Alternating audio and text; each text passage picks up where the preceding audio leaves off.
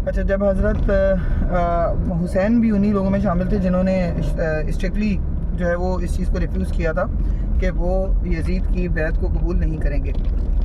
अब प्रॉब्लम यहाँ पर शुरू हुआ कि हज़रत अमीर मुआविया का इंतकाल हुआ, लेकिन उस चीज़ को छुपाया गया। पहले रोमन्स और पर्शियंस में ना ये एक सिनेरी हुआ करता था कि वो लोग अपने एम्परर की डेथ को जो है वो छुपा दिया करते थे, ताकि लोग जो हैं वो कम्प्लीटली बैत कर लें, प्लेज ऑफ एलिजियंस ले लें नए किसी भी नए सक्सेसर के हाथ पर। उसके बाद फिर जो है वो हम इसको ओपन अप करेंगे। तो इसी तरह की सिचुएशन हुई। हज़रत इमाम हुसैन रज़ी अल्लाह तआला अन्हु मदीना में थे, और उस वक्त मदीना का जो गवर्नर था वो था वलीद बिन उक़बा। वो हज़रत अमीर मुआविया का कज़न भी था और रिश्ते में यजीद का चचा लगता था। उसने हज़रत इमाम हुसैन रज़ी अल्लाह तआला अन्हु को बुलाया बात करने के लिए, और मतलब बात करने का मकसद यही था कि अब यजीद ने, चूँकि हज़रत अमीर मुआविया का इंतकाल हो गया था, अब यजीद को जितने भी उस वक्त एक ट्रेडिशन होता था कि सारे बड़े बड़े अगर ख़ानदान जो हैं या बड़े बड़े जो कबाइल हैं, अगर वो किसी शख्स की बैत को तस्लीम कर लेते हैं तो बाकी सबको करना ही पड़ता है। तो उस वक्त सबसे बड़े इंसान जो थे वो हज़रत इमाम हुसैन रज़ी अल्लाह तआला अन्हु ही थे।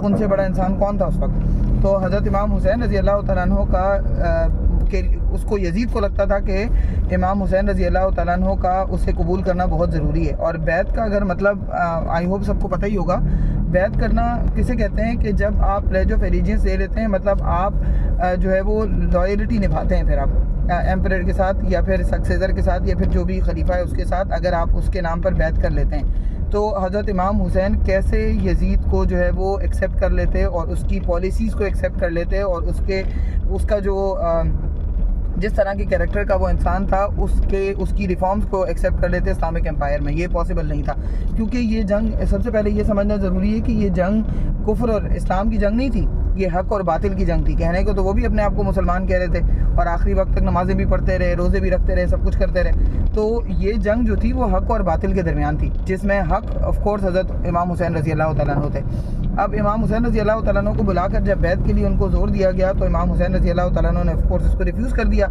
लेकिन उसके बाद उनको, जो उनके करीबी लोग थे, उन्होंने उनको मशवरा दिया कि अब आपका मदीना में रहना सेफ़ नहीं है, आपको मदीना से चले जाना चाहिए, आप मक्का चले जाएँ। अब हज़रत इमाम हुसैन बड़े दुखी दिल के साथ उन्होंने जाकर हज़रत फ़ातिमा रज़ी अल्लाह तआला अन्हा की जो है वो कब्र मुबारक की ज़ियारत की, आप सल्लल्लाहु अलैहि वसल्लम के रोज़े मुबारक पर गए और अपने उस घर को